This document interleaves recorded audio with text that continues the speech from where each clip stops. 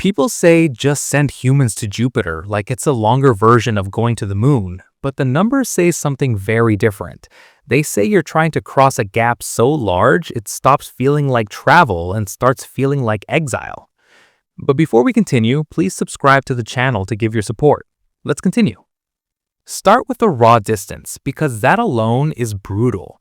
On average, Jupiter sits about 780 million kilometers from Earth, roughly 485 million miles. When the orbits line up in a close configuration, you still have around 588 million kilometers between you, about 365 million miles. When they're on opposite sides of the Sun, that stretches to roughly 968 million kilometers, about 600 million miles.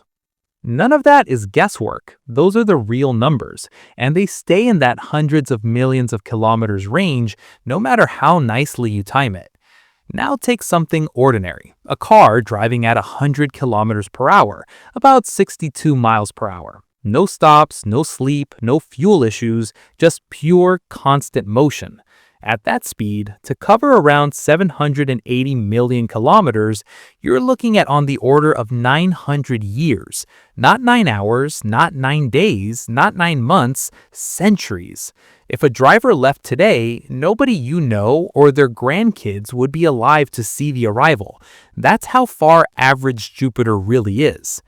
And the Earth-Moon distance, which already feels like space, suddenly looks tiny. The Moon is about 384,000 kilometers away, around 239,000 miles. Compare that to 780 million kilometers, and Jupiter is roughly 2,000 times farther than the Moon. If the Moon were 1 unit of distance, Jupiter would be 2,000 units. So when people put the Moon and Jupiter in the same mental bucket, they're collapsing a difference of 3 orders of magnitude. You don't scale up what worked for the Moon and just stretch it. You enter a completely different regime of mission design. If the distance is that extreme, how do our fastest machines actually handle it? And what does that say about humans trying the same trip? Look at what we've already flown. The Galileo spacecraft, launched in 1989, didn't have the luxury of some super engine that just pointed at Jupiter and burned. It used gravity assists, swinging past Venus once and Earth twice, stealing a little bit of orbital energy each time, like a careful pickpocket. Even with all that clever trajectory work, it still needed about 6 years to get from Earth to Jupiter. 6 years of quiet, patient flight for a probe that doesn't care about boredom or aging or missing home.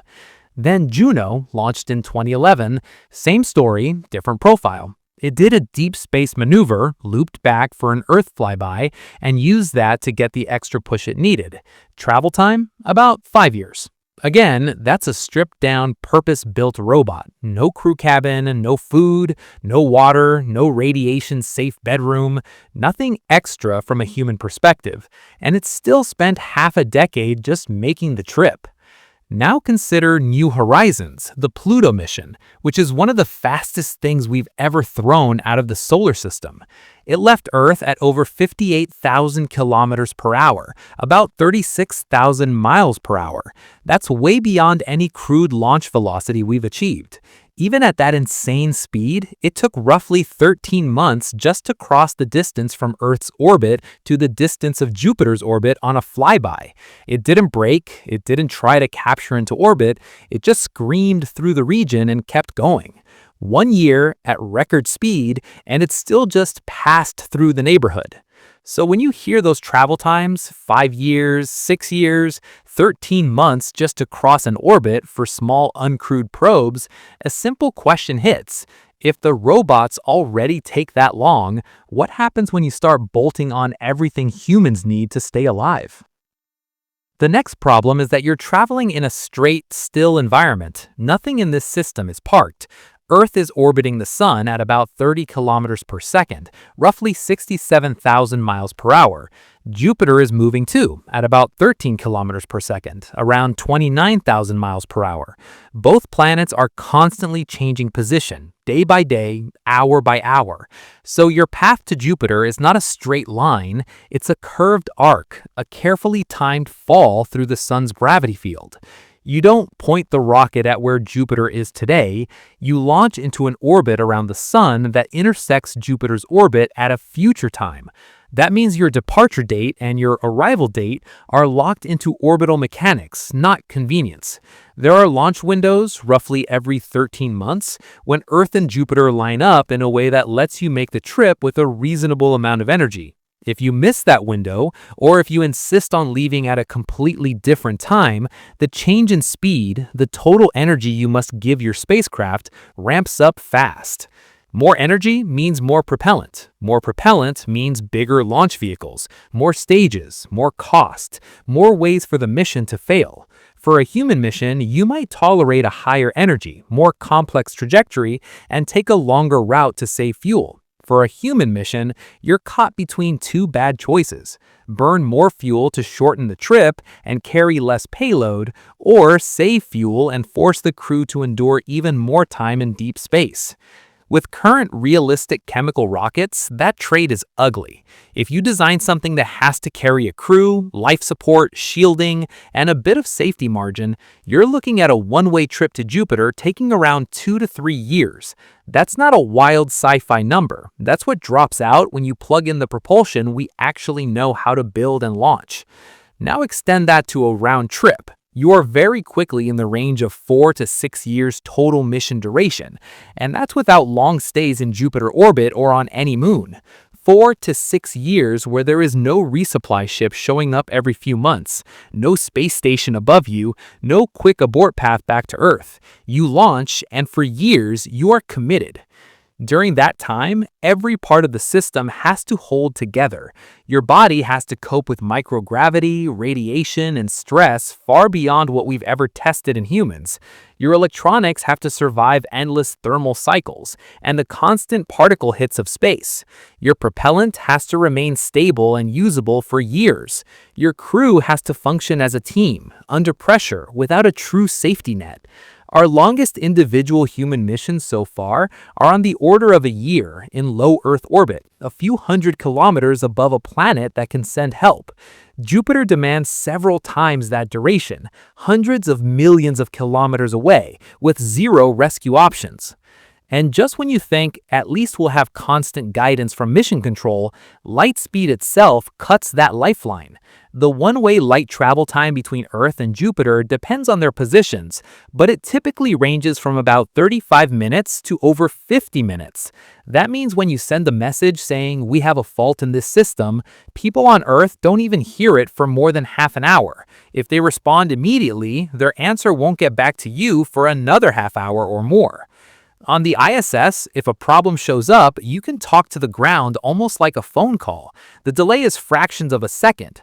Near Jupiter, just asking, should we press this button or not, turns into an hour-long loop.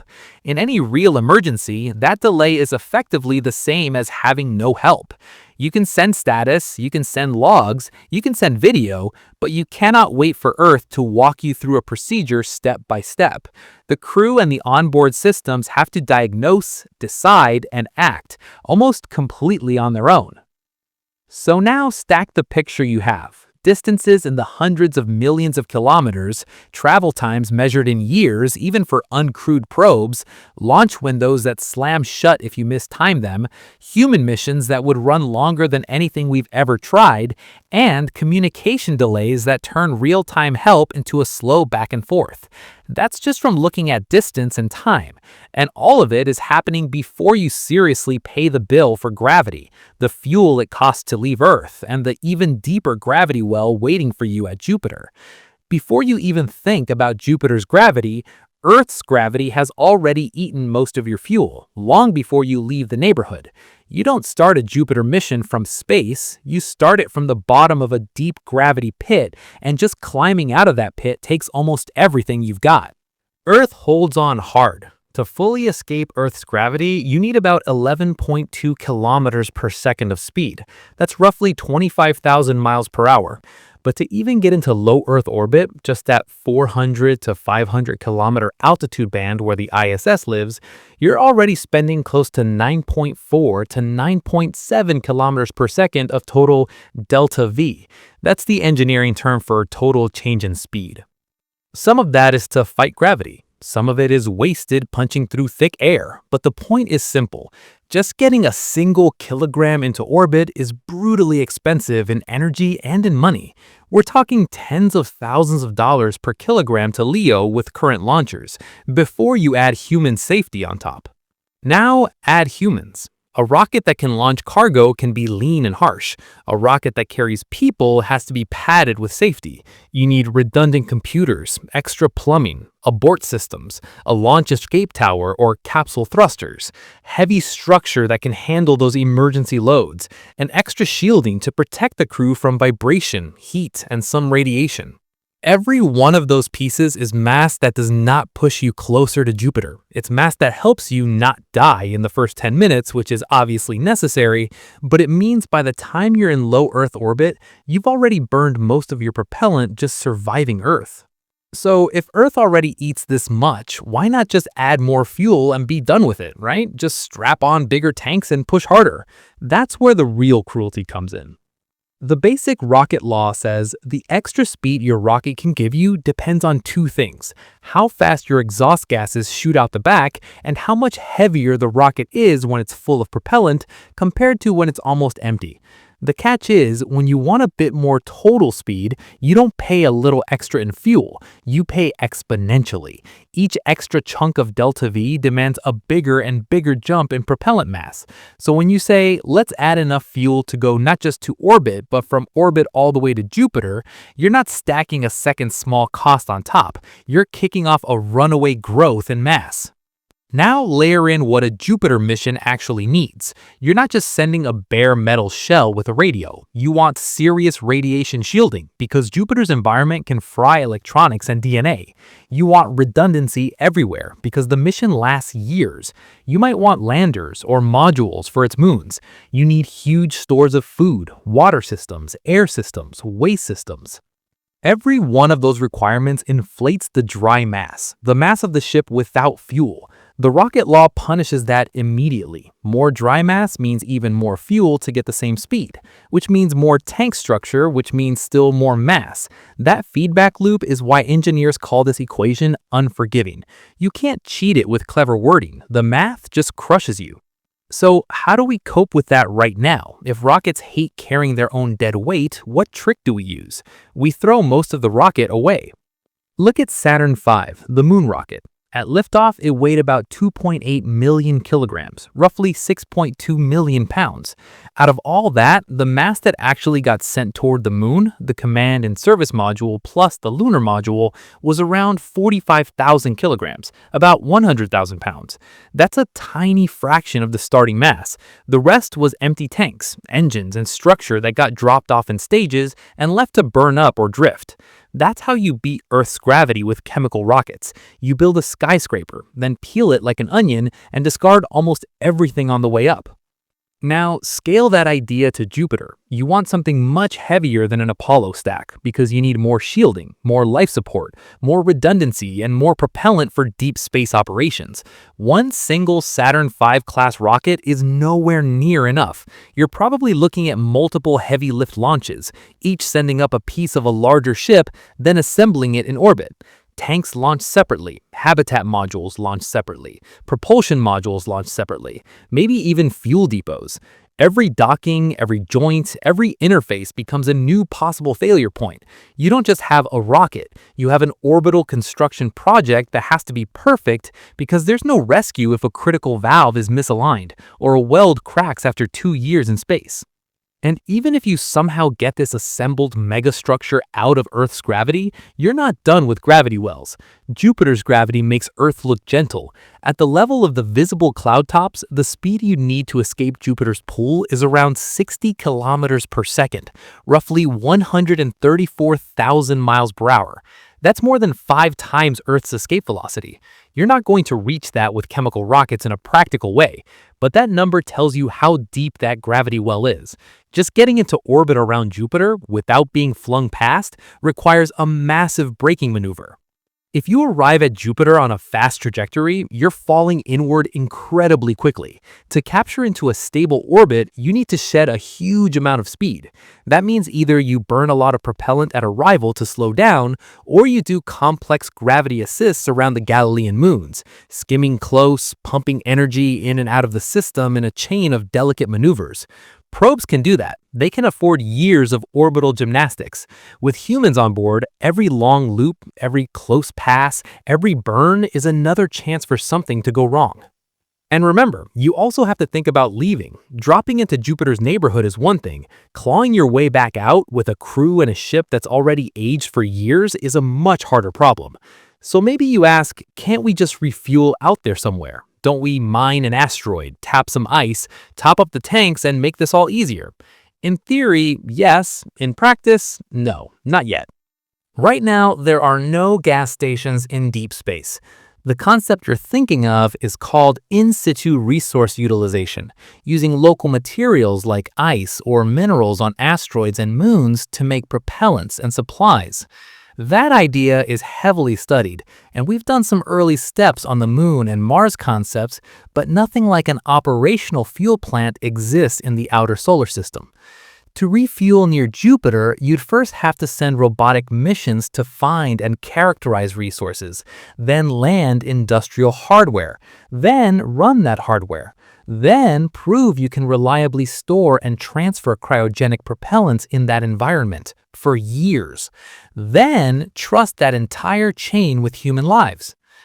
Until that happens, every kilogram of propellant you plan to burn near Jupiter has to come from one of two places. It was either launched out of Earth's gravity well and pushed all the way out there at insane cost, or it was produced by a future space industry that we simply don't have yet. Both options scream the same thing. Right now, the fuel bill alone for a human Jupiter mission is beyond our realistic capacity. So you've seen the picture. Just climbing out of Earth's gravity nearly empties your tank. Adding the extra speed for Jupiter blows up your mass. Staging forces you into giant disposable launch stacks and complex orbital assembly. Jupiter's own gravity well punishes any attempt to arrive or leave, and there's nowhere to refill the tank along the way. And all of this is before you even talk about what Jupiter's environment does to your body and your ship once you get there. You're aiming to park your fragile, carbon-based body next to a natural nuclear hellstorm. And that's not an exaggeration. That's just Jupiter's environment doing what it always does. Before you talk about landing, exploring, or building bases, you have to deal with the fact that this planet turns the space around it into a giant particle accelerator that hates both electronics and biology. Jupiter's magnetic field is the starting problem. At the level of the cloud tops, that field is roughly 10 to 20 times stronger than Earth's. And unlike Earth's, it spreads out into a magnetosphere that stretches millions of kilometers into space. Think of it as an invisible magnetic bubble that Jupiter drags around the sun. Charged particles like electrons and ions from the solar wind get trapped in that bubble. On top of that, you have Io, one of Jupiter's moons, which is extremely volcanic. Every eruption throws gas and dust into space, and a lot of that material gets ionized and swept into the magnetosphere. The result is a set of radiation belts that make Earth's Van Allen belts look mild. Around Earth, those belts are a hazard you design around. Around Jupiter, the belts are dominant. They're the environment. So what does that actually do to anything you put there, whether it's a metal probe or your own body? The numbers in some regions are so high they stop sounding real. In Jupiter's worst radiation zones, dose levels can reach into the tens of megarats per year. You don't need to memorize that unit. Just understand this, those levels are high enough to cause serious damage not only to living tissue, but to electronics, cables, and materials. Spacecraft parts that would last decades in Earth orbit can get degraded or killed in a tiny fraction of that time near Jupiter. That's why missions like Juno are built the way they are. Juno's central electronics are packed inside a titanium vault, roughly 1 centimeter thick, and that vault weighs hundreds of kilograms by itself. It's there purely to reduce the radiation hitting the main computer and sensitive hardware. Even with that, Juno doesn't just sit in a circular orbit and relax. It flies in a highly elliptical polar orbit, diving close to the planet for a short time, then spending most of its orbit farther away, where the radiation is lower, to limit how much punishment it takes on each pass. And remember, that's for an uncrewed, fully robotic probe designed from day one to endure abuse, with no expectation that it has to keep any humans alive. If we have to treat a robot that carefully, what happens when you put actual people into that same environment? Human tolerance for radiation is tiny compared to what Jupiter dishes out. For humans, we use sieverts to measure biological dose. A whole body dose in the range of 4 to 5 sieverts, so 4 to 5,000 millisieverts, can be lethal without intensive medical support. Astronauts don't go anywhere near that on purpose. Their career limits over an entire lifetime are on the order of 1 sievert or less, depending on age. That's spread over years of missions, not in one go. Now, in parts of Jupiter's radiation belts, dose rates are so high that you could hit those career limits in a matter of hours or days if you were unshielded. Even outside the absolute worst regions, you're looking at an environment where simply being there is constantly eating into your lifetime radiation budget. This is not like a bit more radiation than on the ISS. It's a regime where small mistakes in shielding or trajectory can move you from risky to fatal very quickly. So you might say, fine, just wrap the crew in more shielding, put them in a bunker, and call it a day, right? Problem solved. That's where the design starts to explode. Radiation shielding for humans is not a thin metal shell. High-energy particles like those in Jupiter's belts and galactic cosmic rays need a lot of material to slow them down and stop them from breaking DNA and damaging cells. Materials rich in light atoms like water or plastics like polyethylene work better for this than heavy metals in many cases, because they produce fewer nasty secondary particles. To cut the dose down to something approaching safe levels, you're talking about surrounding your crew quarters with meters of equivalent material, not centimeters, meters. A 1 meter thick water wall around even a modest crew module quickly adds up to hundreds of tons of mass. If you choose solid plastics or regolith, you're still in that scale. Every ton of shielding means more fuel to push it out of Earth's gravity, more structure to hold it together, and more systems to manage it. And because the rocket equation punishes every kilogram you add, that shielding cost multiplies into a giant rocket or a whole fleet of rockets just to make a barely survivable bubble in an otherwise lethal region. People sometimes bring up active shielding, using magnetic fields or plasma bubbles generated by the spacecraft to deflect charged particles, similar to a mini Earth's magnetosphere. These are interesting ideas on paper and in lab studies, but none of them exist as operational systems for protecting humans on long missions. They'd need power, they'd need complex hardware, they'd add their own failure modes, and you'd need to test them thoroughly before betting human lives on them. Right now, that's still in the maybe one day bucket, while the radiation around Jupiter is in the definitely here, right now bucket.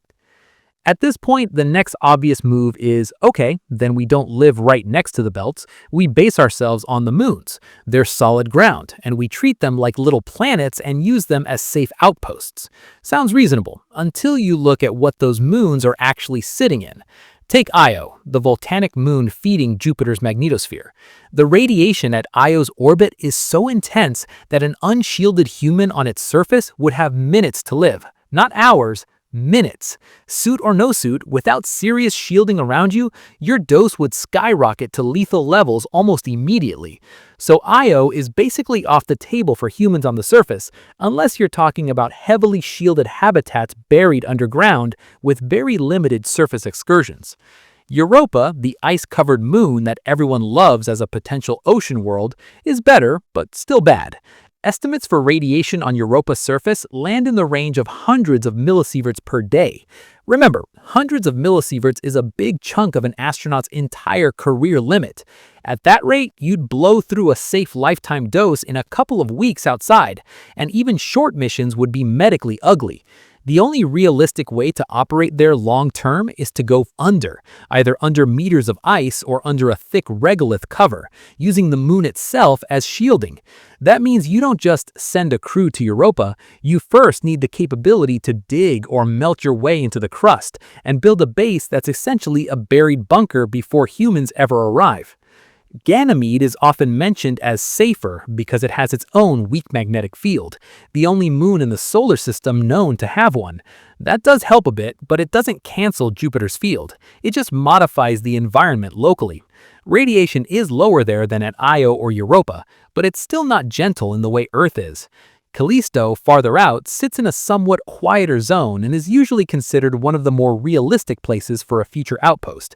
But even there, you're not dealing with a friendly environment.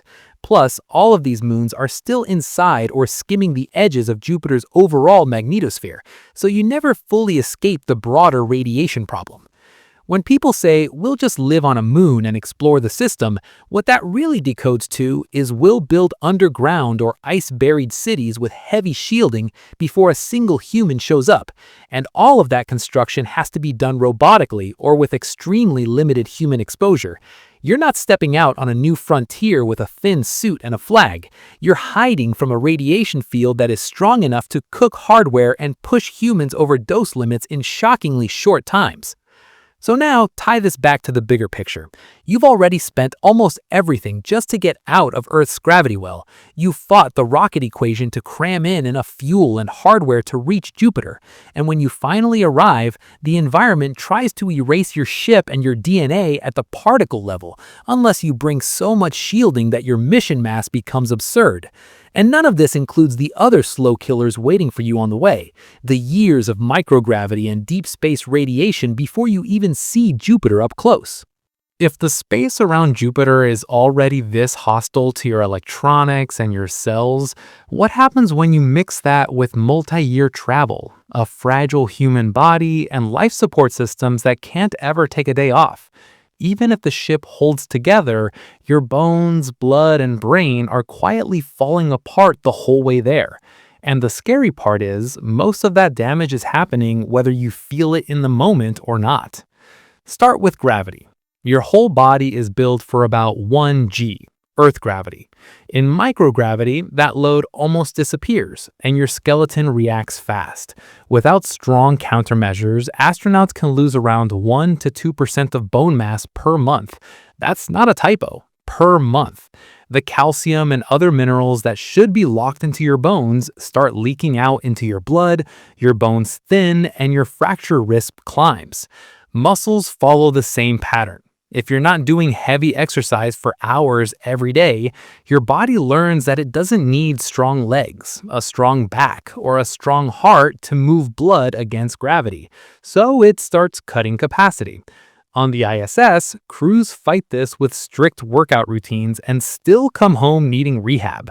And ISS missions are usually around 6 months, maybe up to a year. A Jupiter mission, round trip, is more like 4 to 6 years. So if half a year in microgravity already causes this much degradation, what happens when you stack that up for years, with fewer chances to reset in real gravity?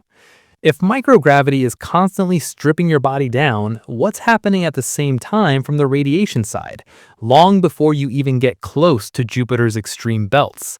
Radiation isn't just a Jupiter problem. As soon as you leave Earth's protective magnetic field, you're in a sea of high-energy particles. There are 2 main threats here.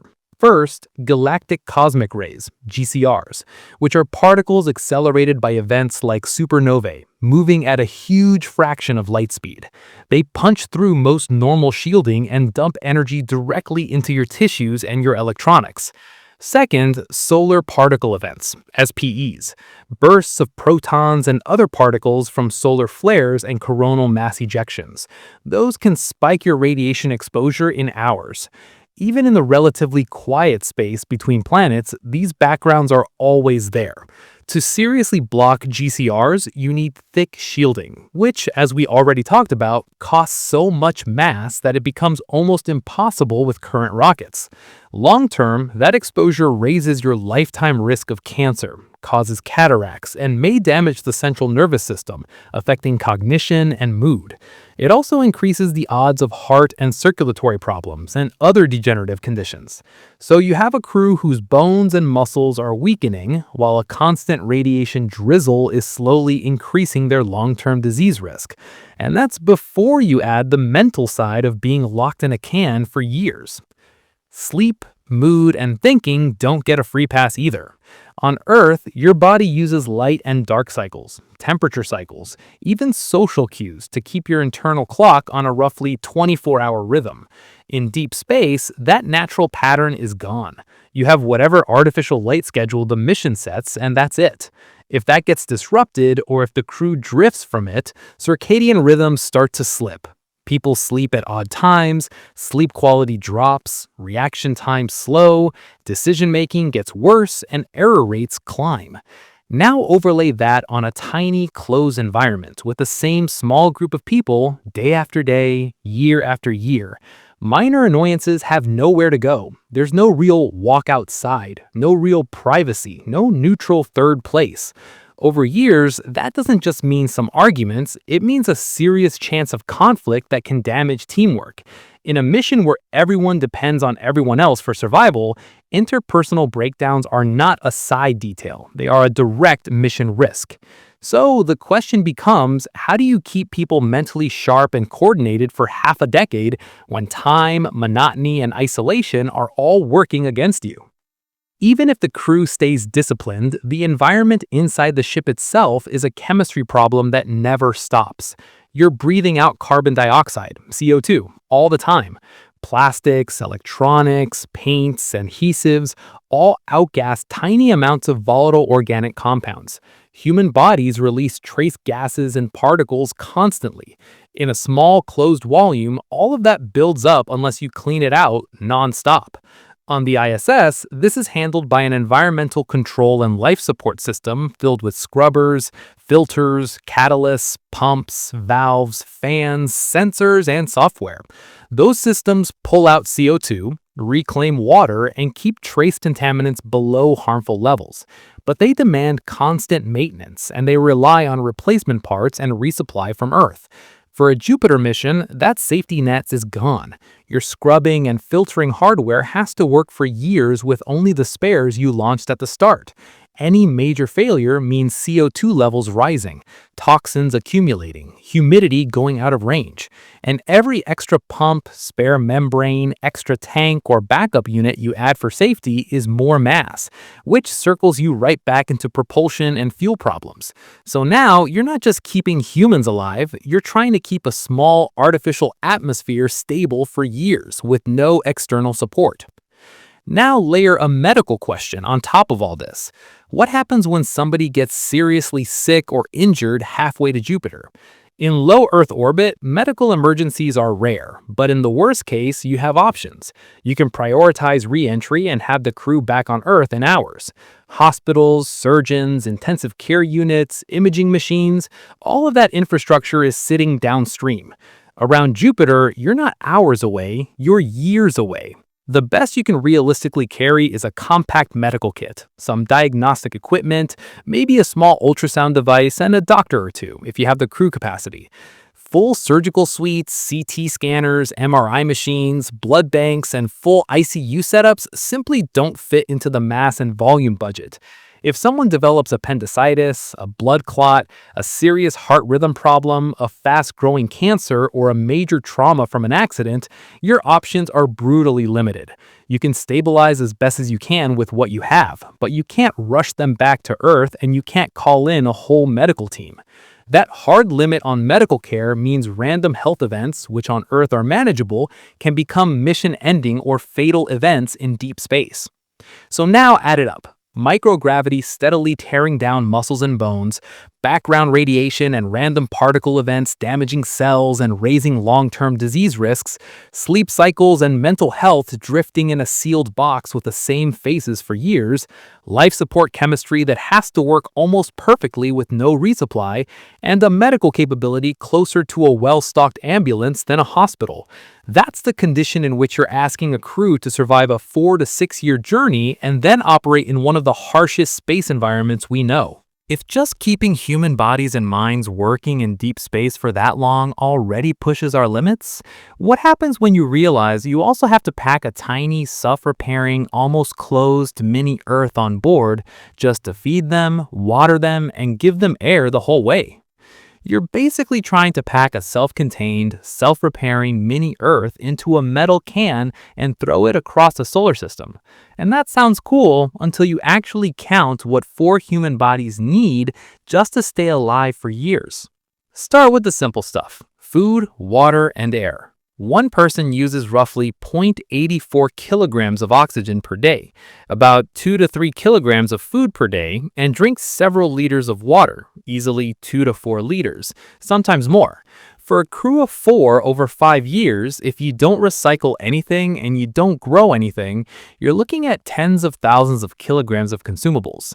Just the food alone, once you add packaging, safety margins, and a bit of variety, ends up in the range of 30,000 kilograms or more. That's over 66,000 pounds, sitting in storage. Then add all the water and all the oxygen and the numbers explode further. You can't realistically launch that much single-use mass for a Jupiter mission, so you have to recycle. But recycling is never perfect. You lose a bit of water in leaks and inefficiency. You lose oxygen through side reactions and small leaks. You lose food as waste and spoilage. Over 5 or 6 years, those small losses add up into big deficits. So right away, you're forced into a tight balance. Recycle as much as possible, carry enough extra to cover losses, and accept that the margin for error is thin. If just the daily basics are that heavy, what does the machinery that does the recycling actually look like? And how forgiving is it? We already have a real example: the life support setup on the International Space Station. The ISS uses an environmental control and life support system that pulls water out of urine, out of cabin humidity, and out of other waste streams, and it scrubs carbon dioxide out of the air. On paper, that sounds clean and elegant. In practice, it's a dense, messy pile of pumps, valves, filters, membranes, chemical reactors, fans, sensors, and software. Lines clog, valves stick, sensors drift, filters saturate. Astronauts spend a lot of time just keeping this hardware running, swapping modules, replacing filters, fixing leaks.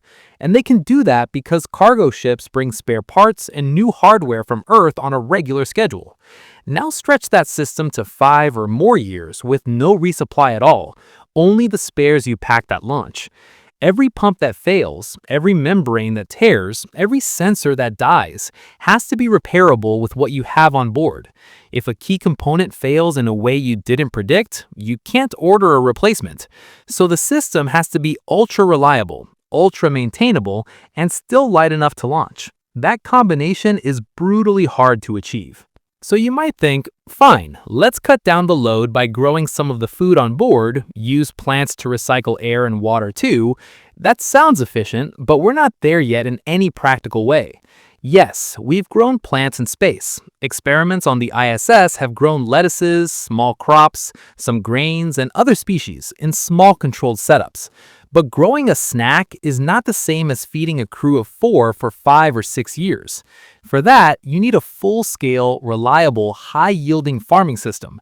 That means controlled lighting, probably LEDs tuned to plant needs, nutrient delivery systems, water recycling loops, ways to handle root growth, ways to support or replace soil-like media.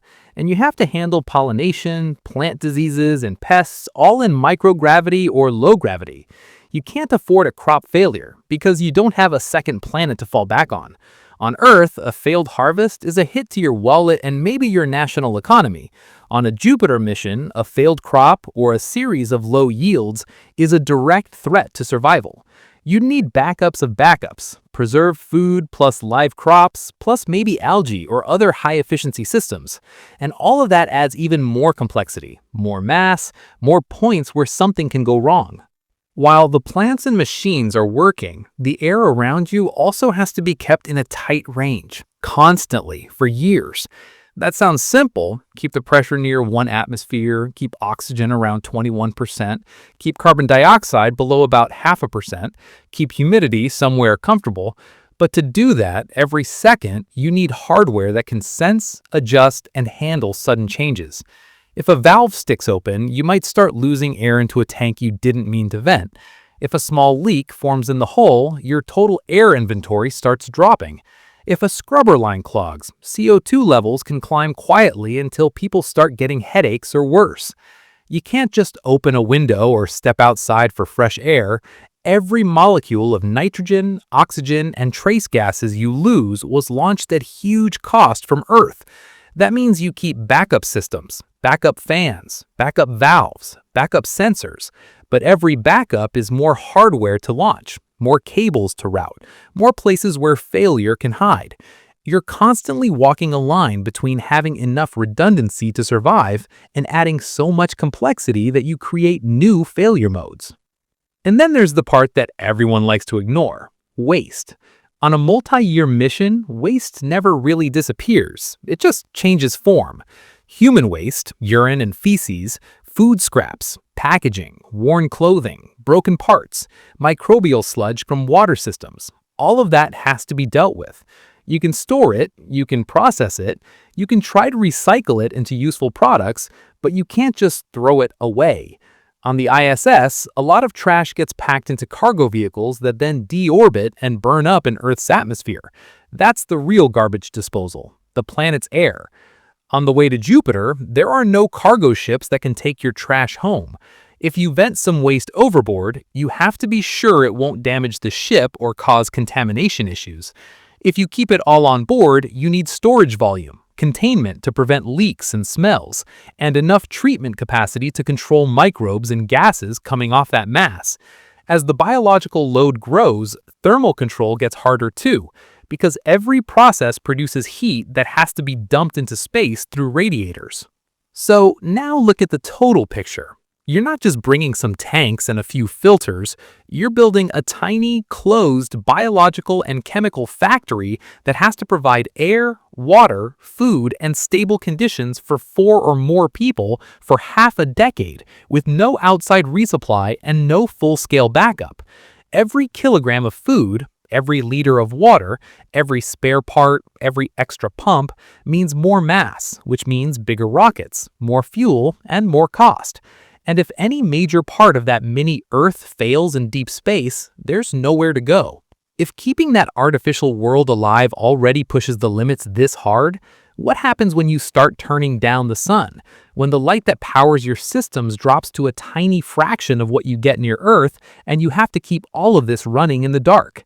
As you head toward Jupiter, the sun doesn't just get smaller, it becomes almost useless, and that hits everything on your ship that needs power, which is basically everything that keeps you alive. So what actually happens to solar power as you move out there? The brightness of sunlight drops with the square of the distance. Jupiter orbits at about 5.2 times Earth's distance from the sun. Multiply 5.2 by itself and you get roughly 27. That means sunlight at Jupiter is about 1/27th of what you get near Earth, around 3 to 4%. A solar array that gives you 100 kilowatts in Earth orbit, enough to run a decent chunk of a station, would only produce about 3 to 4 kilowatts out at Jupiter. That's a fridge and a few small devices, not a full crewed spacecraft. To get the same 100 kilowatts at Jupiter, you'd need 27 times the area. And that's not just a bigger rectangle, it's 27 times more structure to hold them, 27 times more mechanisms to deploy them, 27 times more cabling, and 27 times more potential failure points. All of that goes straight into your mass budget, which then hits your fuel budget, which then hits everything else. Now ask what those giant solar wings actually look like when you try to fly with them for years. Big arrays are fragile. Each panel is a thin sandwich of glass or similar materials and solar cells. Micrometeoroids, Tiny grains of dust flying faster than a rifle bullet can punch holes in them. The more area you have, the more hits you take over time. Thermal cycling is brutal too. Going from sunlight to shadow and back means your panels heat up and cool down over and over, expanding and contracting, stressing mounts and joints. When you maneuver the ship, those huge structures flex and vibrate. The larger they are, the more carefully you have to fly to avoid dangerous oscillations or fatigue. If something jams or breaks, repairs aren't simple spacewalks. You're talking about astronauts trying to fix machinery spread over areas comparable to multiple houses or even a football field in deep space suits, years away from home. That's not a routine maintenance task. That's a high-risk operation just to keep the lights on. So the obvious question is, if sunlight becomes this weak and panels become this insane, why not stop fighting it and go nuclear instead? That's what we already do for many deep space probes. They use radioisotope thermoelectric generators, RTGs, which turn the heat from decaying radioactive material into electricity. Those are rugged and reliable, but they only produce hundreds of watts, maybe a kilowatt at most. That's fine for a robot that sips power. A crewed ship needs tens of kilowatts at an absolute minimum, and realistically more, especially if you want advanced propulsion or serious redundancy. For that, you need actual space nuclear reactors, not small RGGs.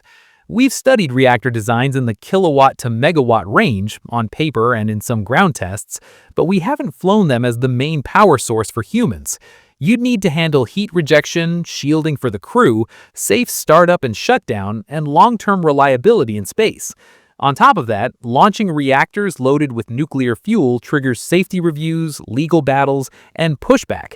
One launch failure with a reactor on board would be a global news event. So technically, we're not ready to just say, fine, put a big nuke on the Jupiter ship and call it done. Meanwhile, the ship doesn't care that your power sources are inconvenient. It demands power anyway, all day, every day. Life support has to run non-stop. Pumping and filtering air, circulating and cleaning water, controlling temperature and humidity. Communications need power to push signals back to Earth across hundreds of millions of kilometers. Computers, guidance, and control systems need constant electricity to keep the ship on course and stable. Heaters protect fuel lines and tanks from freezing. Thermal control, pumps and radiators, has to run continuously to keep everything within safe temperature ranges. You don't get to say, we'll shut down for a few hours to save energy.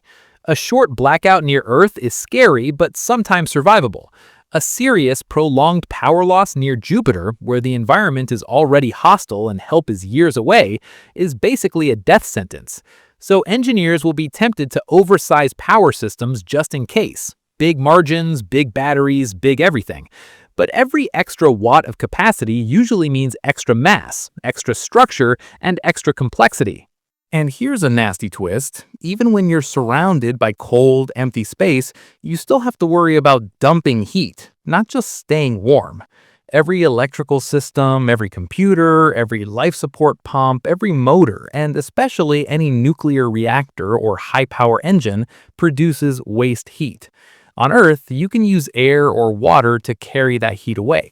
In space, you can only radiate it away as infrared light.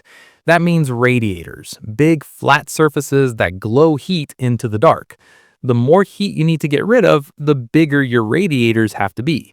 Big radiators are like big solar arrays, exposed and fragile, vulnerable to micrometeoroid hits, and they add more mass and more structure. If you start talking about nuclear propulsion or powerful electric thrusters, your heat load jumps, and suddenly your ship design has huge, delicate radiators that all have to survive for years without major damage. If a radiator loop fails, you can't run your power systems at full output without overheating. Now you're juggling between power limits and thermal limits, in a place where there is no backup grid to lean on. So put all of that together. As you move toward Jupiter, solar power collapses, so you either accept enormous fragile solar wings or you push into nuclear territory that we haven't actually used for humans yet. Your ship's core systems demand continuous power, with almost no tolerance for interruptions. The more you try to protect yourself with extra capacity and redundancy, the more mass and complexity you pile onto a vehicle that you already struggle to launch from Earth. And even if you somehow solve all of that, even if you have a perfect power system glowing steadily in the dark, you still face one more wall. The fact that the rockets you know how to build are already close to their practical limits for pushing heavy payloads that far, that fast. To you, a rocket is fast. Huge flames, massive noise, straight into the sky. But to interplanetary distances, that rocket is just a glorified cannon. It gives you one big shove, then leaves you coasting, painfully slowly, across ridiculous distances. Start with what chemical rockets can actually do. The key number engineers use is called specific impulse. You can think of it as how efficiently the engine turns propellant into push. For high-performance chemical rockets, that number sits around 350 to 450 seconds. For example, a good liquid hydrogen, liquid oxygen engine lives near the top of that range. A dense fuel engine sits lower. For low Earth orbit, for the Moon, even for some Mars missions, that's workable. But Jupiter missions need huge total changes in speed, what we call high delta V. And they also need big payloads, because you're carrying heavy shielding, tons of life support, and the robust ship. Low-efficiency engines plus high delta V plus heavy payload, that's a bad combo. When you plug those numbers into the rocket relationship between fuel and speed, a nasty pattern appears. Very quickly, you reach designs where 80 to 90% of your starting mass is just propellant. Out of the total mass on the launch pad or in orbit, only a thin slice is actual spaceship, crew, and cargo. The rest is fuel and the tanks to hold it. Push the mission a bit harder, ask for faster transit or more shielding, and that thin slice shrinks even more. At some point, you hit practical limits. The rocket is mostly giant tanks. There's barely any room left for the thing you actually want to send to Jupiter, the people and the systems that keep them alive. So you might ask, why not step away from chemical altogether? If burning stuff in oxygen is this inefficient, why not go to something that throws mass out the back faster, so each kilogram of propellant gives more push? That's where electric propulsion comes in. Ion engines and Hall thrusters.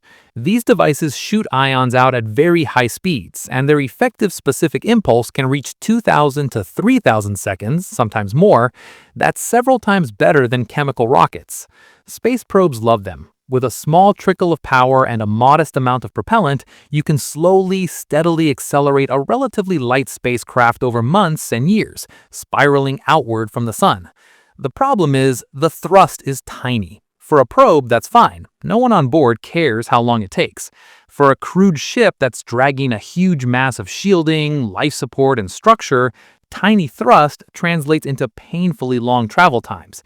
And you already know what long travel does. It increases radiation dose, consumables, failure chances, and psychological stress. To make electric propulsion actually shove a big crewed vehicle around, you'd need megawatts of electrical power, not a few kilowatts. That means absolutely enormous solar arrays, which don't work well at Jupiter, or full-blown space nuclear reactors, which we don't have in service for humans. So electric propulsion solves the fuel efficiency problem only if you solve the power problem first, and that's a whole different wall to smash through. Okay, then what about nuclear thermal or nuclear electric rockets? Aren't those supposed to be the next step up? Nuclear thermal rockets replace chemical combustion with a nuclear reactor heating a propellant, usually hydrogen, then pushing it through a nozzle. Because the exhaust temperature can be higher than in chemical combustion, you can roughly double the effective specific impulse, maybe more, compared to the best chemical rockets. That immediately improves your mass ratios. You need less propellant for the same delta V, or you can get more delta V for the same propellant mass. Nuclear electric goes one step further, using a nuclear reactor to generate electricity and then powering ion or other electric thrusters, combining high ISP with continuous low thrust. On paper, both approaches look like game changers for deep space, including Jupiter. But here's the catch. None of these systems have flown on a human mission. Some small reactors and experimental engines have been tested on the ground, some nuclear-powered satellites have flown, but betting human lives on the first operational nuclear thermal or nuclear electric ship is a massive gamble. You're dealing with high-power reactors, complex heat management, new failure modes, new types of contamination risk if something goes wrong, and a complete lack of long-term operational experience. Before you'd trust a crew to Jupiter on one of these, you'd want years of robotic demonstrations, incremental scaling, and probably nearer missions, like advanced Mars flights, to shake out the bugs. That timeline alone pushes human Jupiter missions far beyond "we'll just do it soon." Then there's the stuff people love to throw around in sci-fi conversations. Fusion drives, antimatter engines, even warp concepts. Fusion propulsion, if we could do it, would offer extremely high exhaust speeds and decent thrust, which would crush the delta V problem and slash travel times. But there's a basic reality check. We don't even have a fusion power plant on Earth that produces more usable power than it consumes in a controlled, continuous way. Never mind a compact, reliable reactor small enough for a spaceship. Antimatter engines sound fantastic, but producing, storing, and using antimatter safely is far beyond what we can do. Warp drives and similar space-time tricks are pure theory with massive unsolved physics and energy problems. All of these are not just not ready, they're orders of magnitude away in technology readiness. So when someone says, "we'll go to Jupiter when we have fusion rockets," what they're really saying is, "we'll go when we've transformed our entire technology base," which is the same as saying, "not for a very long time." So you might be tempted to shrug and say, "fine, we'll just go slower with the tech we have. Take more time, use more gentle, efficient trajectories, except that it's going to be a long cruise." The problem is, just going slower is not a free knob you can turn with no downside. Longer transit means you're sitting in deep space longer, soaking up more galactic cosmic rays and solar events. It means you need more food, more spare parts, more medical supplies. It means your life support systems, your electronics, your structures, and your crew have more time to age, more time for random failures to show up. Every extra month is more wear on everything, more psychological load on the people, more total risk. So every compromise you make on propulsion, every decision to accept lower thrust or longer trips, pushes risk on the human side. The rocket looks simpler, but the mission gets deadlier. You either invest in propulsion that doesn't really exist yet in a safe human-rated form, or you accept mission durations that chew away at survival odds from a dozen different directions. If the engines you know how to build are already close to their limit and the ones you wish you had are decades away, what does it take to thread a path through the solar system where even tiny errors grow into huge misses and every course correction burns fuel you can't easily replace? Hitting Jupiter isn't like aiming at a planet. It's like shooting an arrow at a target that's moving, spinning, and sometimes hiding behind another moving target across the entire solar system, and you only get a few chances to adjust mid-flight. Start with how sensitive the trajectory is to tiny errors. Say you're off by just 0.001 degrees when you leave Earth. That's 1,000th of a degree, barely anything. Over a distance of about 1 billion kilometers, that tiny angle grows into a sideways miss of roughly 17,000 kilometers, around 10,500 miles. That's more than Earth's diameter. So a pointing error smaller than what your eye can notice turns into "we missed the entire planet." To fix that, you need course corrections along the way. Little burns to nudge the path back into the right corridor. Every one of those burns costs propellant, and by the time you're halfway to Jupiter, propellant isn't just fuel, it's survival margin. Use too much correcting navigation errors and you might not have enough left to break into orbit or handle emergencies. That means your navigation gear, star trackers, gyroscopes, rangefinders, onboard computers, all of it has to work with insane precision for years, without drifting too far, without getting confused by radiation or glitches. If that's the level of precision just for a simple transfer, what happens when you add the next trick we rely on to save fuel? Gravity assists. To stretch limited propulsion, missions often use flybys of other planets. Earth, Venus, Mars, even Jupiter itself as slingshots.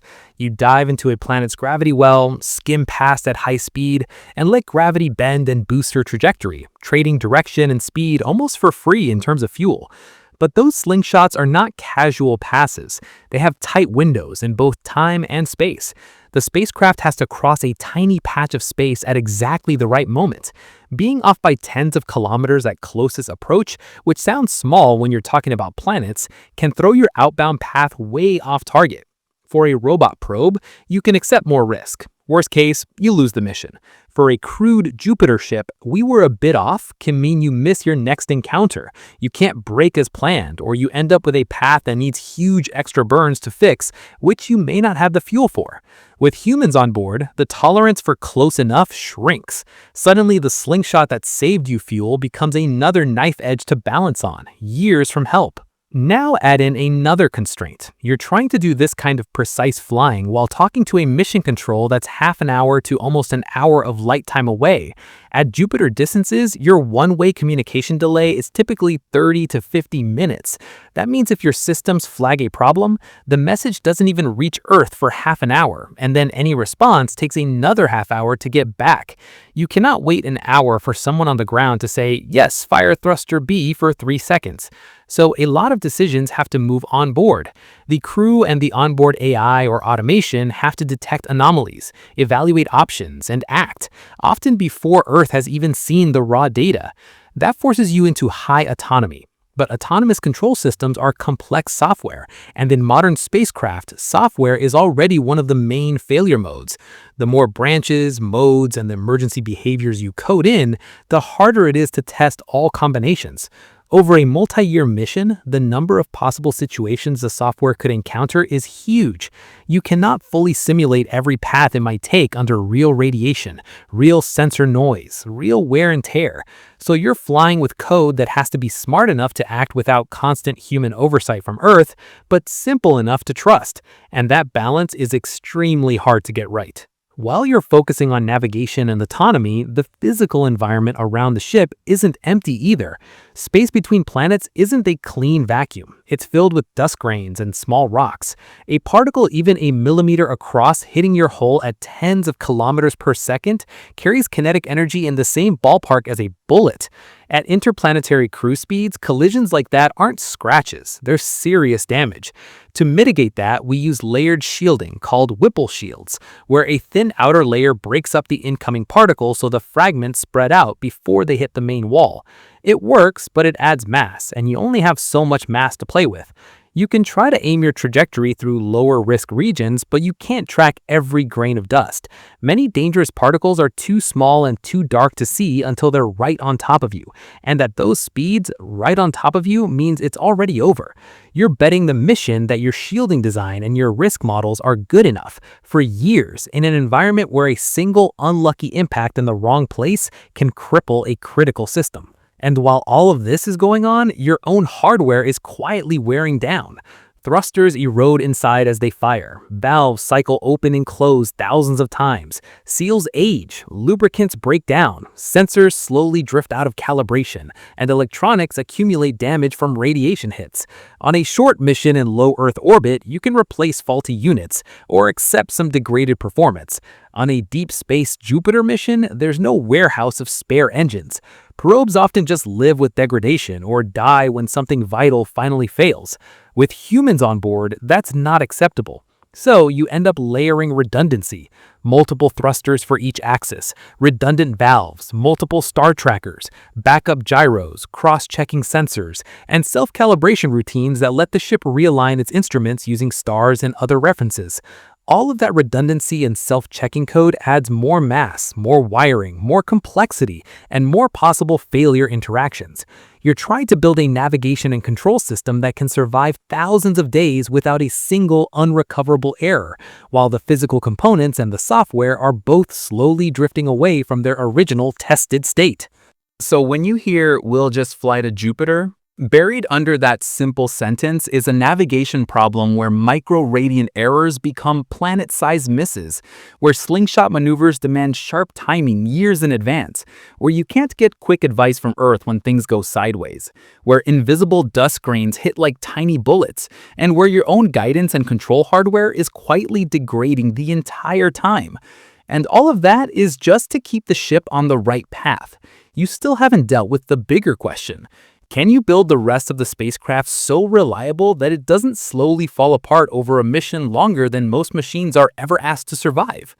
You're asking hardware to survive, with no factory, no warehouse, and no rescue, for longer than most things in your house are even guaranteed to work. And you're asking it to do that while being blasted by radiation and swung between boiling and freezing over and over again. Take a single critical component, say a main pump in the life support loop, or a power distribution unit, or a core computer. Let's say its mean time between failures, its average time before it dies, is 10 years. On paper, that sounds great. Your Jupiter mission is only 4 to 6 years total, so you think you're safe. But your ship doesn't have one critical component. It has hundreds, maybe thousands, all in series, all things that must work for the system to stay alive. When you chain a lot of parts together, the chance that at least one of them fails during the mission climbs fast. Something will break, that's a given. So you need redundancy almost everywhere. You need at least 2 pumps for each critical loop, multiple computers voting on decisions, multiple valves, multiple sensors, multiple communication paths. You don't get to be minimalist on a trip where a single stuck valve can poison the air. But the moment you say, we'll just add a backup, you're opening a new can of problems. 2 of everything doubles your mass and your wiring almost by definition. If you go for 3 of everything, triple modular redundancy, so that 2 can outvote a third if it goes wrong, you're tripling mass and complexity in those subsystems. More boxes bolted to the walls means more joints in the plumbing, more connectors, more seals that can leak, more cables that can short, and more software branches to manage failover and recovery. Every backup has to be integrated, tested, and monitored. It doesn't just sit there magically. And if you're not careful, you end up with a system where the backups themselves introduce new failure modes, like a buggy switchover routine that crashes all 3 computers at once. So while redundancy lowers the risk of one simple failure, it raises the risk of complex interactions and makes your rocket equation problem worse by adding weight. Meanwhile, the basic materials holding everything together are being stressed non-stop by the environment. When your ship rotates or changes attitude, parts of it move in and out of sunlight. Sunlit surfaces can heat up to well over 100 degrees Celsius, while shadowed surfaces can plunge far below freezing, easily below negative 100 degrees Celsius. That means hundreds of degrees Celsius swing between hot and cold over and over, thousands of times across a multi-year mission. Metals expand when they're hot and contract when they're cold. Composites behave differently in different directions. Solder joints, which connect electronic components, fatigue under repeated thermal cycling.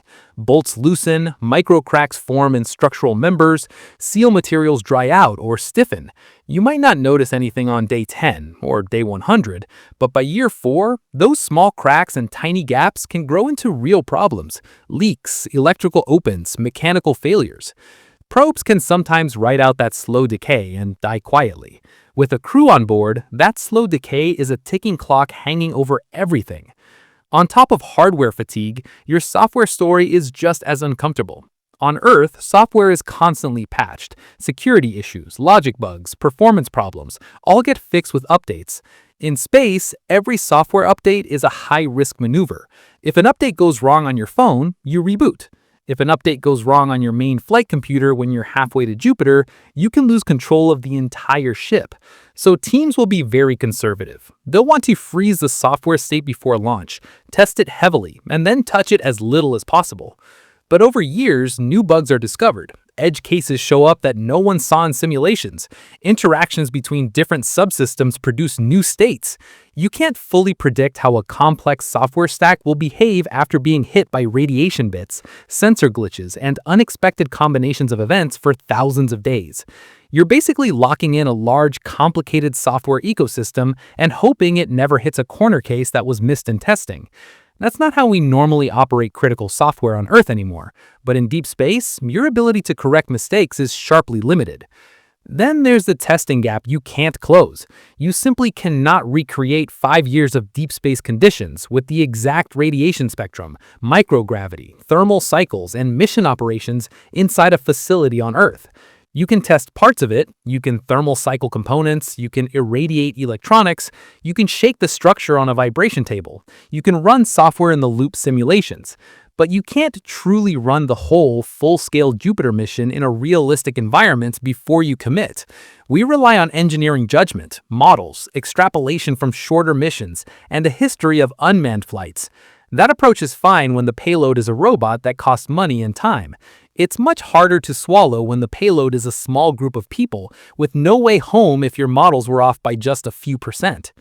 So when people talk about a crewed Jupiter ship, they're talking about a vehicle that has to operate without catastrophic failure for 4 to 6 years, with no replacement parts beyond what it launches with redundancy that bloats mass and complexity, with structures and joints that are quietly aging, with software that can't be regularly patched like your laptop, and with a test program that can never quite mirror the real mission. And remember, this isn't in a quiet, friendly orbit. This is while crossing deep space, sitting in Jupiter's radiation environment and executing precise navigation and power management the whole time. If the engineering challenge just to keep the machine from tearing itself apart is already this extreme, what does it look like when you zoom out one level and realize that building, launching, and supporting a ship like this isn't just a mission? It's something that starts to look like a whole civilization's industrial project. A crewed Jupiter mission isn't just a mission, it's a civilization-scale infrastructure project pretending to be a spacecraft. And once you look at the money and hardware it would take, it stops looking like the next big thing after Mars and starts looking like a full rewrite of how our entire space economy works. Look at money first, because that sets the ceiling on everything else. During Apollo's peak in the 1960s, the program was eating around 4% of the entire US federal budget. Not 4% of NASA, 4% of the whole government spend. Today, NASA sits closer to 0.5% of the US budget, and that has to cover everything. Earth science, telescopes, Mars rovers, Artemis, commercial partnerships, the lot. A serious, safety-focused Jupiter program would blow past Apollo in complexity, time span, and logistics.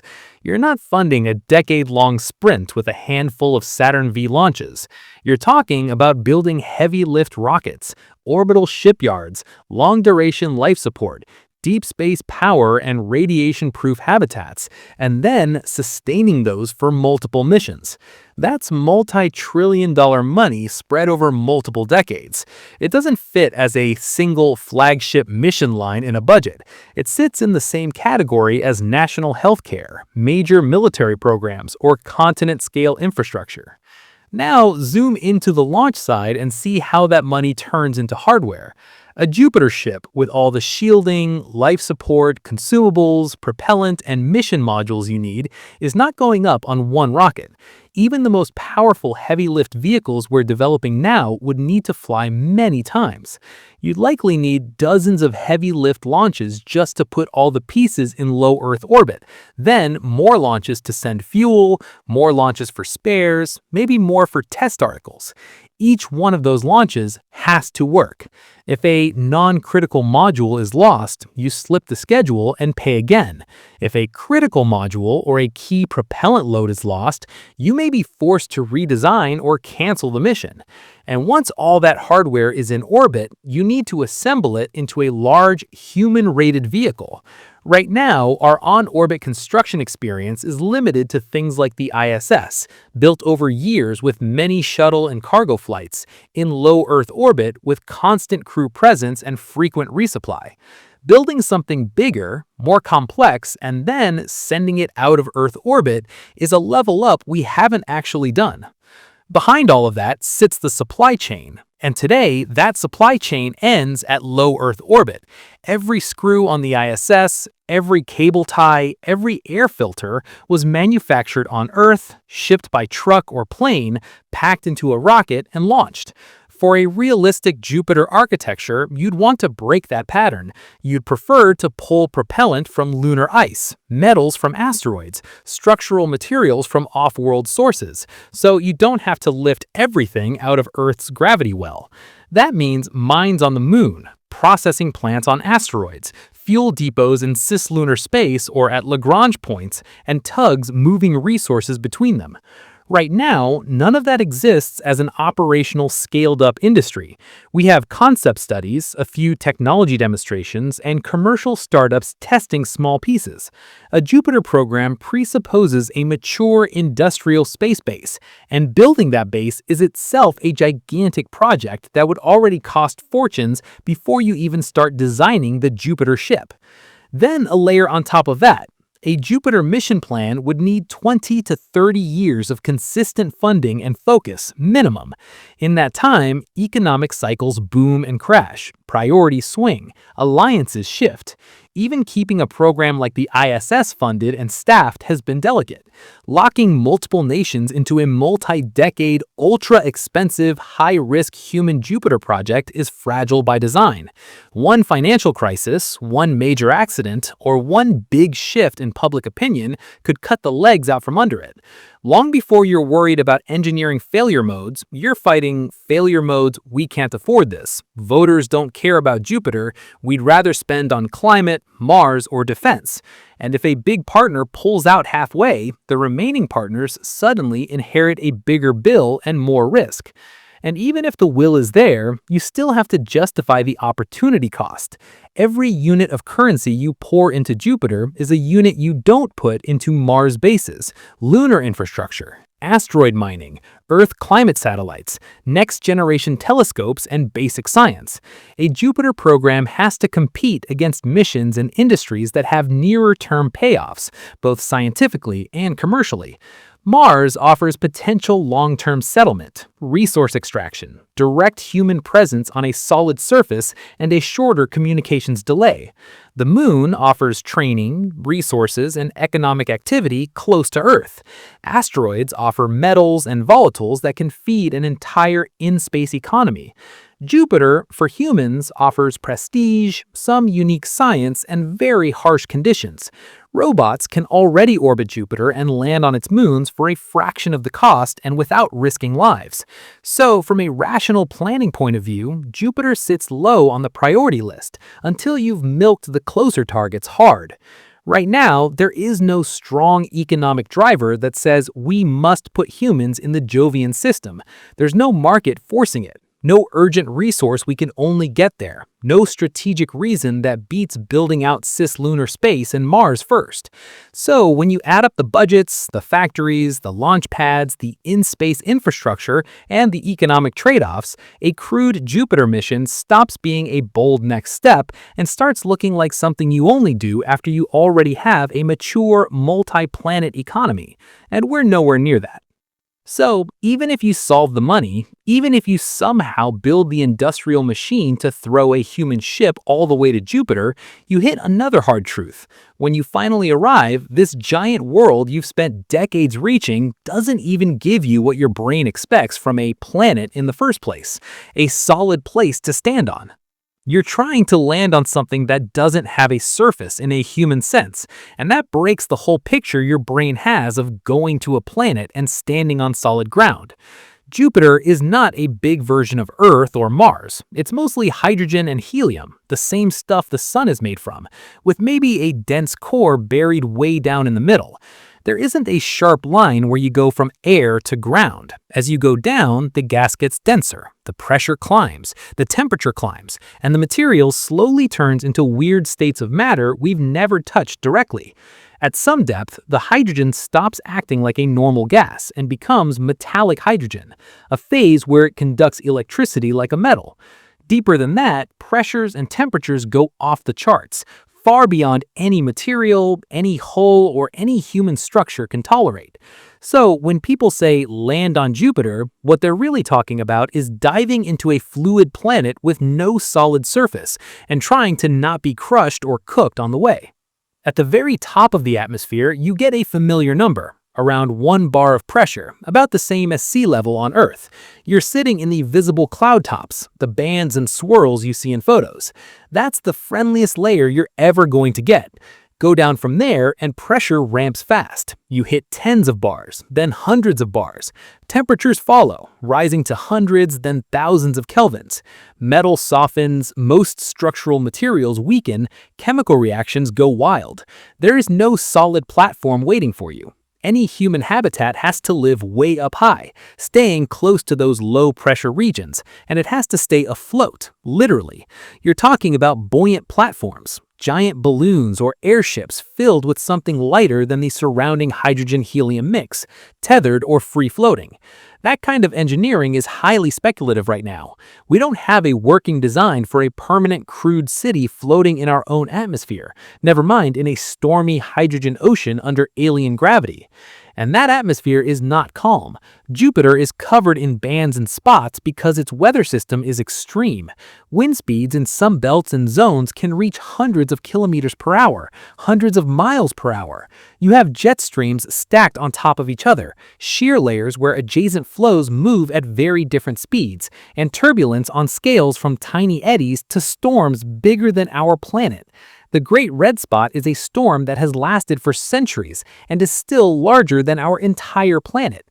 Any floating habitat dropped into that environment would be hammered by gusts, vortices, and shear forces from all sides.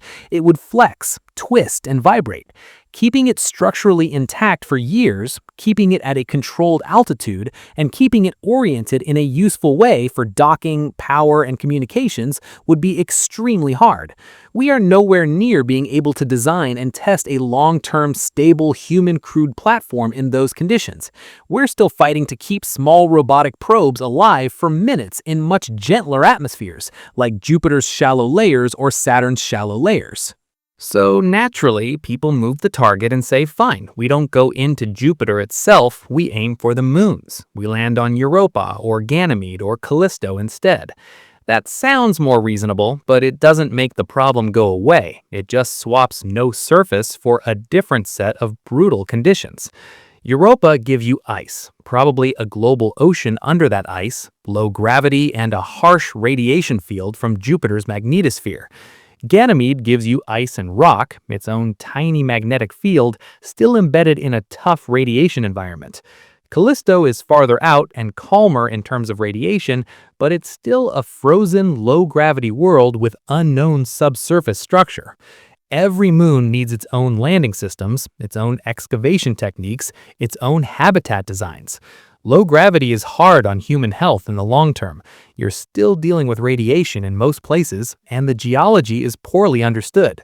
On top of that, you still have all the transit problems, all the Jupiter radiation issues during approach, and all the life support and reliability problems you stacked up earlier. Each moon is not a simple safe base. It's a separate hardcore engineering challenge riding on top of an already extreme mission. And even if you pick one of those options, floating in the upper atmosphere or sitting on a moon, you run into one more hard limit: getting back out. Dropping into Jupiter's gravity well is easy. Gravity does most of the work. Climbing out is where the bill comes due. Jupiter's gravity is so strong that escaping from the vicinity of the planet or from low orbit around it demands a lot of speed change, a lot of delta V. That means a lot of fuel. Any crewed descent plan has to solve how do we leave again up front. Either you bring the ascent fuel with you, making your incoming ship even heavier, or you rely on in-place infrastructure, fuel depots or propellant production that you built and tested before humans arrive. There is no realistic scenario where you throw a crew down into that well and just hope future technology rescues them later. The whole one-way trip idea works as fiction, but in real ethics, abandoning people on Jupiter or its moons because we couldn't get them home is not going to fly. No serious program will sell that to the public. So now stack it. Jupiter itself doesn't give you a surface, it gives you a crushing fluid envelope and insane weather. Floating habitats are pure advanced concept. The moons each come with their own radiation, ice, low gravity, and unknowns.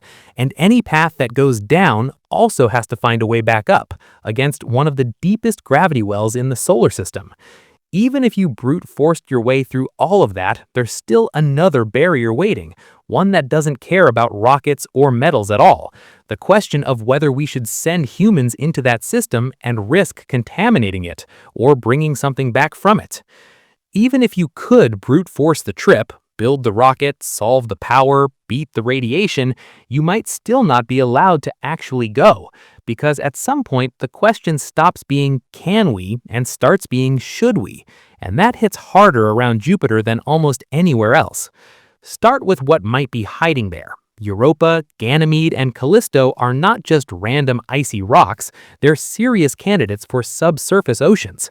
Under Europa's ice, there may be a global saltwater ocean kept liquid by tidal heating. Ganymede and Callisto may have layered oceans too, buried under thick shells of ice and rock. If any of those oceans host microbial life, even simple single-celled organisms, they instantly become some of the most important places in the solar system, scientifically and ethically. You're talking about a completely separate origin of life, a second genesis, or at least a very alien branch of biology. Now put that next to what a human mission actually is. It's a giant blob of Earth biology. Every astronaut carries bacteria, fungi, viruses, spores everywhere they go. Your air, your skin, your gut, your equipment, your waste, it's all alive with microscopic life that evolved to spread and adapt. So ask the obvious question. What happens if you drop that messy, living ecosystem onto a moon that might already have its own? Right now, we go to crazy lengths to avoid that. Even robotic Mars landers are cleaned and sterilized to strict standards, and Mars is far less likely to have an active ocean right now than Europa is. Planetary protection rules exist to avoid forward contamination. That's the term for seeding an alien world with Earth life. Because once Earth organisms get into a niche where they can survive, you may never be able to separate what was originally there from what you brought. A human outpost, even a small one, leaks biology constantly. Air vents discharge trace microbes. Waste systems, no matter how tight, will have failures and leaks.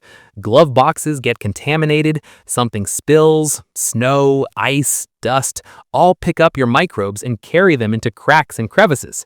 Proving that you can put humans on or under Europa's ice and not permanently alter its ocean, if that ocean connects through fractures or vents, is almost impossible. And if you do alter it, you've just destroyed a pristine alien ecosystem before you even fully studied it. Then flip the direction. It's not just about what you might send there, it's about what you might bring back. Backward contamination is the risk that samples from somewhere like Europa or Ganymede carry alien microbes or unknown chemistry that could interact badly with Earth's biosphere. The odds might be low, but they're not zero, and zero is what people want when you talk about bringing back something from a potentially habitable ocean. A crewed mission that lands, drills, samples, and then returns to Earth raises every alarm you can think of. You'd need quarantine procedures, not just for the rocks and ice, but for the crew, their suits, their ship, every piece of hardware. You'd need ultra-secure labs, high-level containment facilities, years of monitoring. Even if scientists say the risk is tiny, public fear would be huge. We already saw how sensitive the world is to the idea of microscopic threats. Now scale that up to alien ocean microbes. The safety protocols and debates around that alone would add massive complexity and cost. This is where law and treaties start talking. The Outer Space Treaty and the planetary protection rules that flow from it already shape how we explore Mars and other bodies. Agencies follow COSPAR guidelines that rank planets and moons by how likely they are to host or support life, and then set strict requirements for how clean your spacecraft has to be, where it can land, and what it can do. For potentially habitable ocean worlds, the rules are only going to get tighter, not looser. If robots find strong signs of life, those moons essentially become protected biological reserves. A crewed mission that lands, drills, melts ice, dumps heat, and leaks human microbes everywhere might simply not be acceptable under those guidelines. Regulators and treaty partners could say no humans until we understand this environment much better, which might mean waiting for decades of robotic missions before a human ever gets close. On top of the legal side, there's a simple question of what people will tolerate. Sacrificing crews in an attempt to touch Jupiter's moons will not be written off as acceptable loss. Apollo astronauts took big risks, but the missions were short and close to home. A Jupiter mission is a multi-year, no-rescue situation with multiple layers of extreme hazard. If something goes wrong and a crew dies in deep space or ends up stranded with no way to get back, that's not just a tragedy, it's a global shock. Civilizations don't casually sign off on multi-person suicide missions for prestige, at least not in the modern era. If the unspoken plan is, you might not come back, but it will be cool for history, public support collapses fast. And if the plan is, we go there and also risk contaminating an alien ocean, resistance will be even stronger. So you end up in this strange place. Physically, with enough breakthroughs, you could imagine building the ship, powering it, shielding it, sending it to Jupiter. But socially, ethically, legally, you run into people saying, this is too risky for the crew, too risky for Earth, and too risky for anything that might live out there. At that point, the mission dies not because the rocket failed, but because the argument for doing it wasn't strong enough to override those fears. And there's one more layer. What does it do to the actual humans you send? Knowing that they're going on a journey where rescue is almost impossible, where every mistake could have planet-scale consequences, and where the rest of humanity might see them not just as explorers, but as potential vectors or polluters.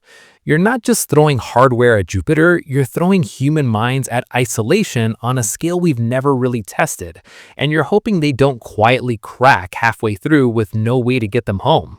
Think about the shift in what far from home means. On the ISS, you look out the window and Earth fills the view. Continents, storms, city lights. You can talk to your family with only a tiny delay, basically real time. You know that if something goes really wrong, there's a plan to get you down in hours. On the way to Jupiter, Earth is not a planet anymore. It's a bright star, one point of light among many. The windows show you black sky and distant dots, not home. Every conversation with the ground carries a built-in lag of 30 to 50 minutes round trip. You say, "How are you?" and by the time you hear the answer, an hour of your life has gone. That doesn't just change how you solve problems, it changes how alone you feel. The sense of isolation isn't a little worse, it's orders of magnitude worse, and it never really lets up. Then layer on the fact that there is no quick way out. During Apollo, if something broke, you still had a path to turn around and splash down in days. You had lifeboat options. You had time frames that fit inside a single human attention span. A Jupiter mission has long stretches where abort doesn't mean cut it short and go home soon. It means turn around and still arrive years from now instead of on schedule. There are zones on the trajectory where the energy and distance are so huge that changing your mind doesn't help much.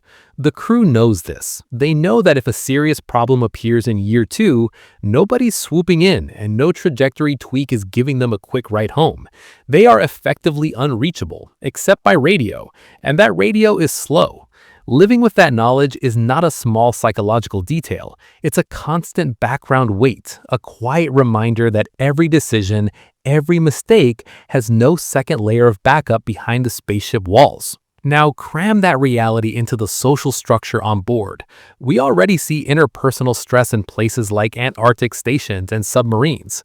Those crews are carefully selected, trained, and monitored, and they still report tension, conflict, and fatigue.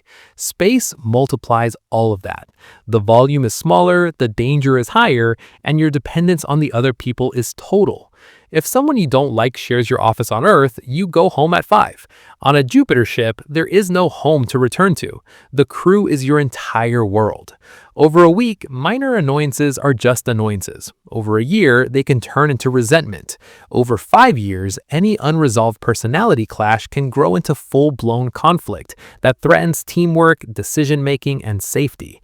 And because you can't rotate people in and out easily, you can't diffuse that by swapping crew like you do on the ISS. The group you start with is basically the group you end with. If that social system destabilizes, there is nowhere for the tension to go. On top of that, the daily mental load is weirdly shaped. You get long periods where nothing dramatic happens, just routine checks, exercise, maintenance, data collection. That's boredom. And boredom in a locked box in deep space gets heavy. Then, occasionally, you hit high-stakes moments, course corrections, gravity assists, system failures, maybe a solar event, where the stakes jump to, if we mess this up, we might die. The brain is not great at handling that pattern long term. Task underload, where you don't feel challenged enough, is corrosive. It leads to apathy, inattention, and depression. Task overload, where too much hits at once, leads to mistakes and burnout. Designing the workload so that people stay engaged and sharp for 5 or more years without frying them during crisis spikes is not straightforward. You're basically trying to program a 5-year schedule that keeps a handful of humans mentally stable in a monotone environment while still leaving them enough slack to handle emergencies. And then there's the hard limit on what training and screening can actually do. You can select the calmest, most resilient, most compatible people you can find. You can run them through simulations, isolation chambers, underwater habitats, desert bases, even months-long analog missions in places like Antarctica or on Mars simulation sites. But you cannot truly simulate 5 years in deep space with real isolation, real danger, real distance, and no return phases. Some psychological failure modes only show up under real conditions, with real stakes. Maybe someone who tested fine on Earth starts to crumble in year 3. Maybe a subtle health issue turns into chronic pain. Maybe a pair of crew members who got along in training develop a deep conflict once the stress is real and constant. And by the time you see those cracks, you're already committed, years away from home, with no replacement crew and no way to rotate them out. That means, in practice, you'd be gambling on incomplete models of human resilience and group dynamics for the most demanding mission ever attempted. So when you say send humans to Jupiter, baked into that sentence is a psychological challenge on top of physics and engineering. Massive distance that turns home into a star, no real abort path, a tiny social bubble under constant stress, a workload that veers between dead quiet and life or death, and human minds that have never been tested in conditions like that for that long.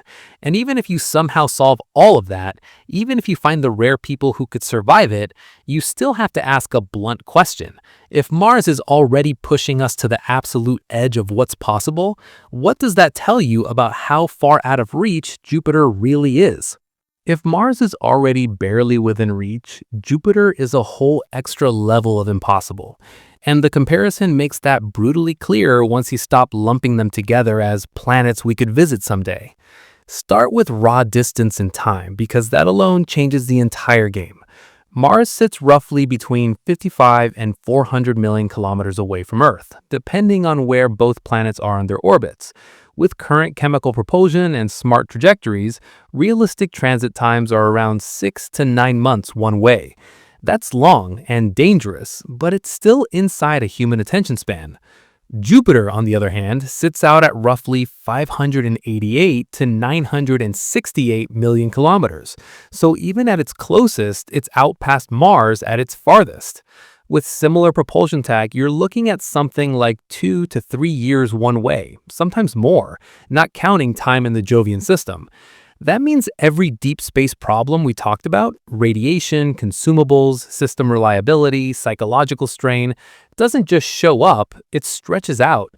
Double or triple the time, and you multiply the chances for things to break, people to get sick, systems to drift, and radiation to stack up in the crew's bodies. Now look at gravity and orbits, because Mars and Jupiter are not even in the same category there. Mars gives you about 0.38 g on the surface, a little more than a third of Earth's gravity.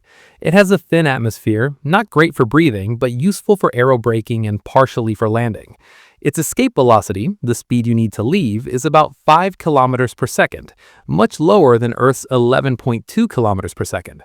That means you can actually imagine landing heavy hardware, building ascent vehicles, and doing round-trip missions with rockets we can design today. Engineers are actively working on Mars entry, descents, and landing systems, habitats, and ascent vehicles right now.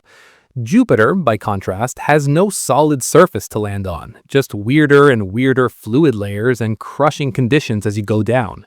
Its gravity well is deep, with escape speeds around 60 kilometers per second near the cloud tops. The only places that feel like planets are the moons, and those are parked inside or near brutal radiation belts. Landing on and leaving Mars is ugly but tractable and already being designed. Landing on and leaving Europa, Ganymede, or any other Jovian moon with humans is still basically a stack of PowerPoints and rough studies. Think about infrastructure next, because that's how you make any exploration program sustainable. Mars infrastructure, once you manage to put it there, can be reused and expanded. A habitat landed on Mars can be used by multiple crews. An ISRU plant that cracks Martian ice into oxygen and hydrogen can support many missions. A propellant depot in Mars orbit or on its moons can fuel repeated trips. You start to get compounding returns. Jupiter doesn't give you that easily. The cost to send even one big habitat or one heavy power plant there is enormous. The radiation environment and distance mean you probably won't be sending crews every 2 years the way you might with Mars. So any hardware you land or build there is used rarely, and maintaining it between missions is much harder. The economics are terrible. If your civilization is behaving rationally, it pours effort into the moon, Mars, and nearby asteroids first, because those give you infrastructure you can actually reuse and scale up. Jupiter sits way out on the edge of that roadmap, not as step 3, but more like step 10. Now ask what you actually get out of sending humans specifically instead of robots. From a science and resources point of view, Mars and nearby asteroids already offer huge payoffs. Mars might have past or even present microbial life. It records billions of years of planetary history. Asteroids hold metals, volatiles, and chemistry you can use to build a space economy. You can reach all of that with shorter missions, lower energy, and less extreme environments. Jupiter and its moons are scientifically amazing, no question, but here's the key point. You don't need humans in the Jovian system to do world-class science there. Telescopes in Earth orbit and on the ground can map and monitor it. Orbiters like Juno can probe its gravity, field, and atmosphere. Landers and cryobots, eventually, can dig into its moons. Humans there would add some flexibility and some wow factor, but the marginal science gain compared to advanced robotic missions is small relative to the massive extra risk and cost. You're risking lives to do what machines can largely do already. So, from a strategic point of view, how do you build a mature spacefaring civilization? The logical path looks like this. First, low Earth orbit, where you learn to live and work off the ground. Then the moon, where you practice surface ops, ISRU, and local industries. Then Mars, where you push duration, distance, and partial gravity. Then the asteroid belt and near-Earth objects, where you scale resource extraction and industrialization. And only after that, maybe, do you start seriously talking about permanent human operations in the outer planets. Jupiter jumps several steps ahead. It demands cheap launch, robust in-space manufacturing, closed-loop life support that has been proven on nearer targets, nuclear or advanced propulsion tested on shorter missions, and the whole space economy that can support long, high-risk flights. Until you have all of that, aiming at Jupiter isn't just technically hard, it's strategically out of sequence.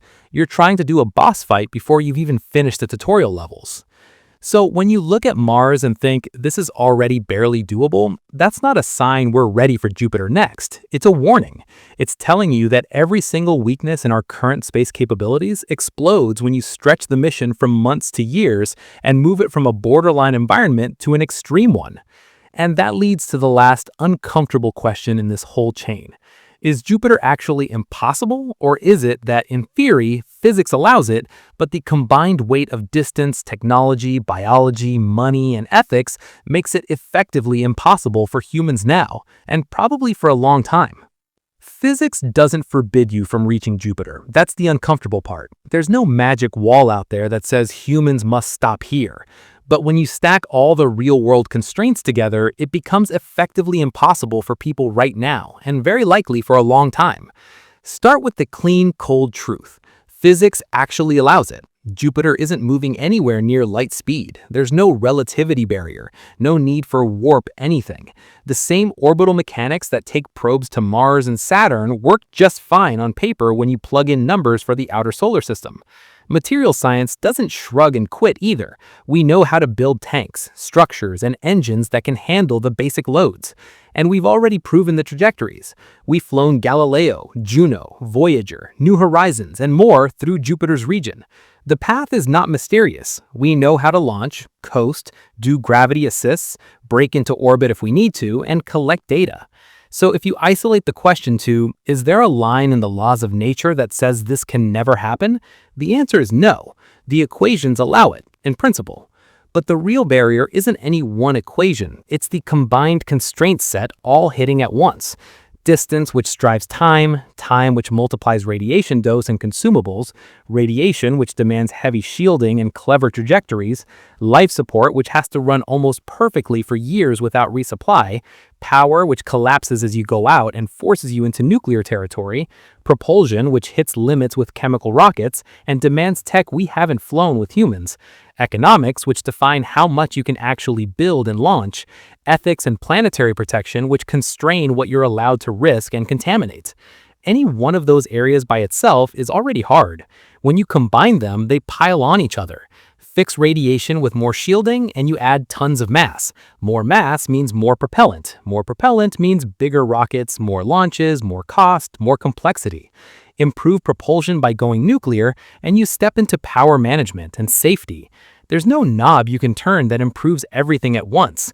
Every solution makes some other part of the mission worse. That's why the required breakthroughs aren't in one field. They're spread across almost every field we care about. On the propulsion side, you'd need engines with much higher efficiency and enough thrust to move very heavy ships. Nuclear, thermal, or better. Maybe one day fusion-class performance. On the power side, you need robust, long-lived space nuclear reactors in the tens to hundreds of kilowatts, maybe megawatts, proven safe and reliable for human missions. For logistics, you need industrial-scale off-world resource extraction, mining ice on moons and asteroids, refining it into propellant, building structures in orbit from local material instead of lifting everything from Earth.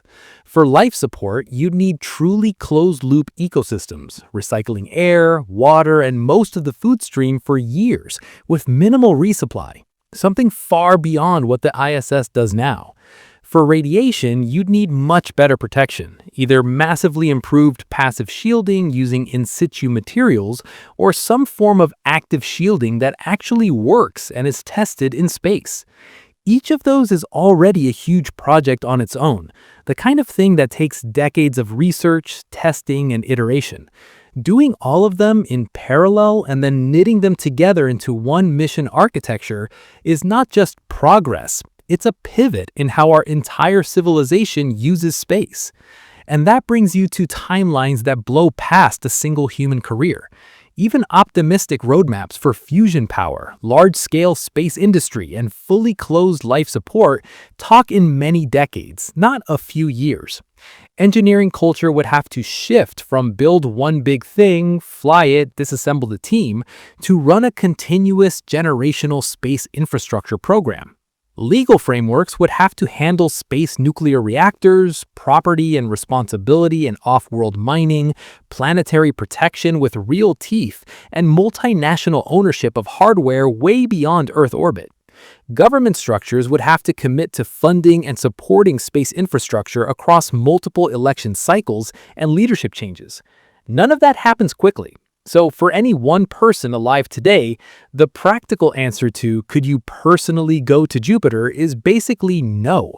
In theory, one day humans might, but for you, in your lifetime, it's effectively impossible.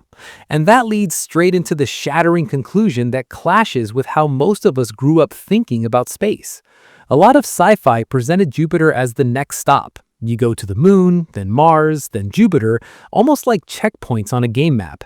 It feels like just another line on the mission list. But when you put real numbers on distance, time, radiation, life support, power, propulsion, reliability, cost, law, and human psychology, the picture changes. The message from real physics and real engineering is blunt. Not yet. Not soon, and not without transforming how our entire civilization works with space. We can absolutely send machines there, and we do, and we will keep doing that, because robots don't care about bone loss, radiation sickness, or 5-year isolation. But sending breathing, vulnerable humans into that environment and bringing them back alive and intact, that's where the universe, for now, draws a very hard line. This video is for educational or entertainment purposes only, and information provided in the video may be incorrect. If you enjoyed the video, consider subscribing to the channel and like the video.